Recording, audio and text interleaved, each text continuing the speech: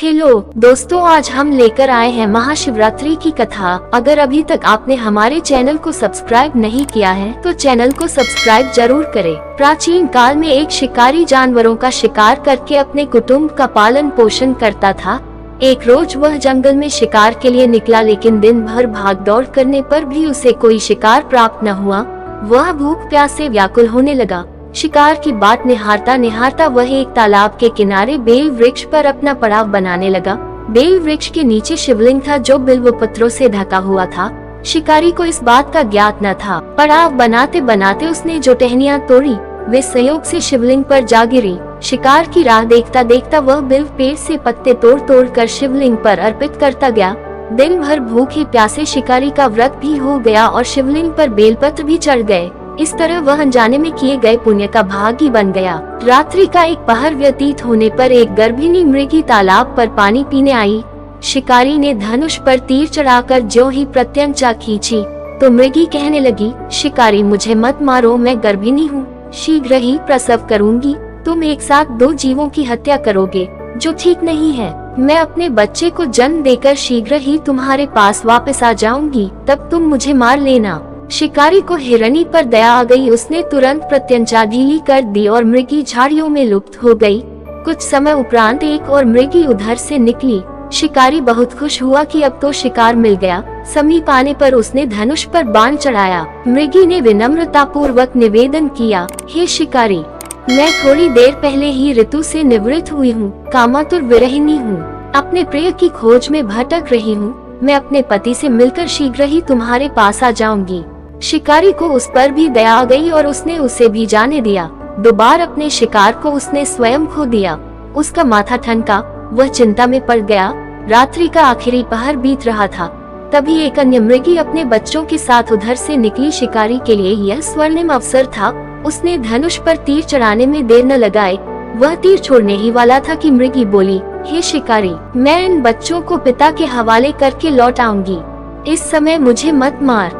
शिकारी हंसा और बोला, सामने आए शिकार को छोड़ दूं? मैं ऐसा मूर्ख नहीं हूँ। इससे पहले मैं 2 बार अपना शिकार खो चुका हूँ। मेरे बच्चे भूख प्यास से तड़प रहे होंगे। उत्तर में मृगी ने फिर कहा, जैसे तुम्हें अपने बच्चों की ममता सता रही है, ठीक वैसे ही मुझे भी अपने बच्चों की चिंता है। इसलिए सिर्फ बच्चों के नाम पर मैं थोड़ी देर के लिए जीवनदान मान रही हूँ। हे शिकारी, मेरा विश्वास कर, मैं इन्हें इनके पिता के पास छोड़कर तुरंत लौटने की प्रतिज्ञा करती हूँ। मृगी का दीन स्वर सुनकर शिकारी को उस पर दया आ गई। उसने उस मृगी को भी जाने दिया। शिकार के अभाव में बेल वृक्ष पर बैठा शिकारी बेल पत्र तोड़ तोड़ कर नीचे फेंकता जा रहा था।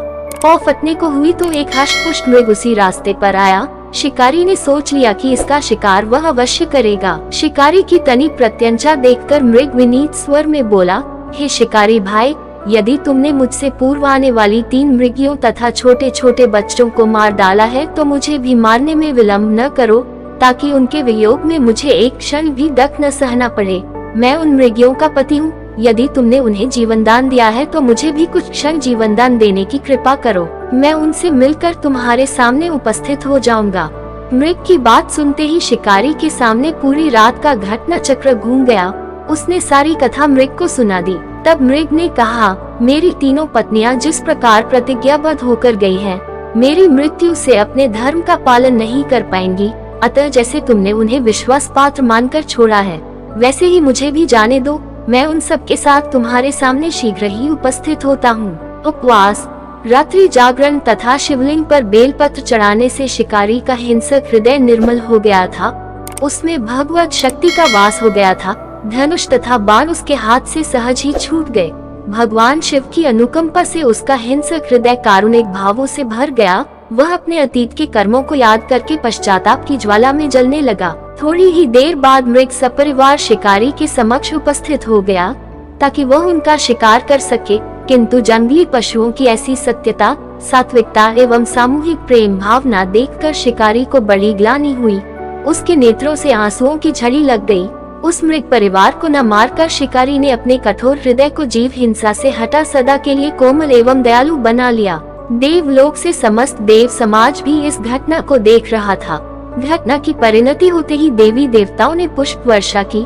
तब शिकारी तथा मृग परिवार मोक्ष को प्राप्त हुए।